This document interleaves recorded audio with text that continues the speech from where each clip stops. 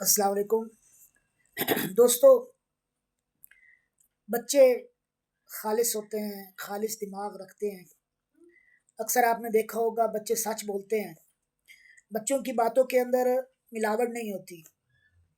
بچوں کی باتوں میں نمود و نمائش بہت کم ہوتی ہے. تقریباً 5 سال کی عمر تک زیادہ تر بچے وہی بولنے کے عادی ہوتے ہیں، یا وہی کہنے کے عادی ہوتے ہیں، وہی کرنے کے عادی بنتے ہیں جو وہ دیکھتے ہیں دوسروں کو کرتے ہوئے.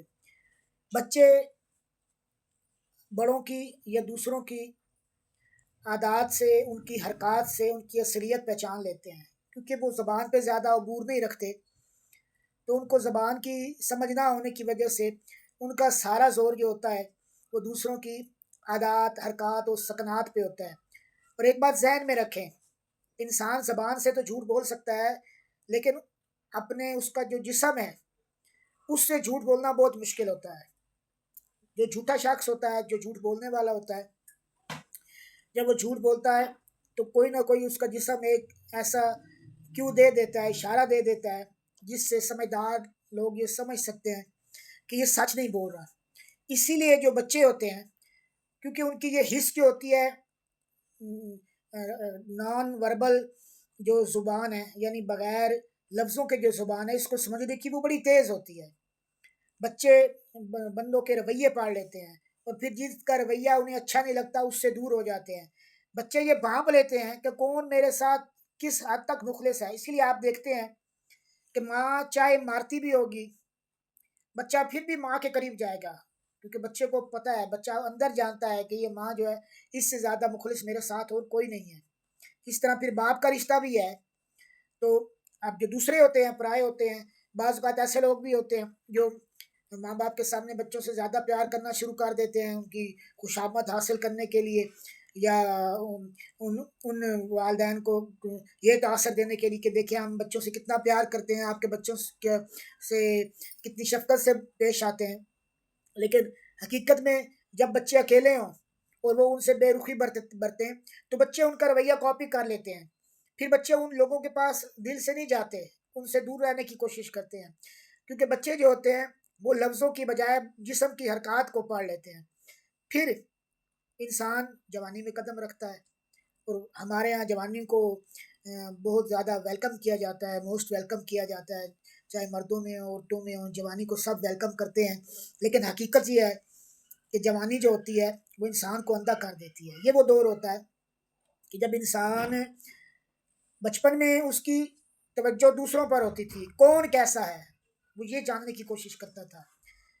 اب اس کی توجہ دوسروں سے ہٹ کر خود پر ہو جاتی ہے. یعنی پہلے جب بچہ 5 سال تک تھا، سمجھے اس کے پاس ایک خوردبین تھی، جس خوردبین سے وہ دوسروں کو جانچنے کی کوشش کر رہا تھا، اس لیے اس کی جانچنے کی حس بڑی تیز تھی. اب جب بچہ سکول جانے والا ہوا، دوستوں سے ملنے والا، اٹھنے بیٹھنے والا ہوا، تو اب اس نے وہ خوردبین پھینک دی. اب ایک آئینہ خرید لیا، جس آئینے میں وہ ہر وقت خود کو دیکھتا رہتا ہے. میرے بال کیسے لگ رہے ہیں، میرے کپڑے کیسے ہیں، میرا رویہ کیسا ہے. اب بچے کو دوسروں کے رویوں سے زیادہ بچے کو اپنی پرسنالٹی کی فکر ہے. پھر بڑھاپے کا دور آتا ہے. تو بڑھاپے میں کہتے ہیں نا، بڑھاپا اور بچپن جو ہے وہ قریب قریب ہوتے ہیں. تو بڑھاپے میں وہی بچپن والی حس دوبارہ جاگ اٹھتی ہے. کیوں کہ جب جوانی گزر گئی، زندگی جو ہے وہ رش آف ورک میں گزری، اب ذمہ داریاں نبھا لی. اب جب بڑھاپے میں آ گیا تو پھر جو بزرگ ہوتے ہیں وہ اکثر گھروں میں بیٹھ جاتے ہیں. بعض اوقات مفلوج ہو کے بیٹھ گئے، معذور ہو کے بیٹھ گئے، یا ویسے کمزوری ہوئی تو بیٹھ گئے، یا کوئی کام بائی نہ ہوا، ریٹائرمنٹ ہو گئی تو اس وجہ سے بیٹھ گئے، یا بہویں وغیرہ آ گئی تو انہوں نے اپنی سانس کو بٹھا دیا، یا اولاد بڑی ہے تو ماؤں کو بٹھا دیا. مطلب کچھ بھی ہو جاتا ہے، بزنس ہے تو باپ کو گھر بٹھا دیا. اب وہ جب پھر دنیا داری سے زیادہ دور ہوئے تو اب ان کی وہی بچپن والی حس جو آبزرویشن کی جو حس ہے وہ پھر زیادہ تیز ہونا شروع ہو جاتی ہے. اب وہ پھر دوسروں پر غور و فکر کرنا شروع کر دیتے ہیں. اسی لیے وہ دوسروں کے رویوں کو بہت زیادہ جانچ جاتے ہیں. جوان لوگ بہت کم دوسروں کو پرکھ سکتے ہیں، لیکن جو بچے ہوتے ہیں وہ پرکھ لیتے ہیں. ہاں، وہ بیان نہیں کر سکتے لفظوں میں، کیونکہ ہم تو لفظی زبان سمجھتے ہیں، لیکن اگر آپ بچوں پر غور کریں تو ان کا دوسروں سے رویہ آپ کو بتا دے گا کہ دوسرا ان کے ساتھ کیسا ہے. اور بوڑھے بھی جو ہوتے ہیں وہ بھی پھر یہ اس دوبارہ ان کے اندر آ جاتی ہے۔ سقراط کی مثال دے کر میں بات کو ختم کروں گا۔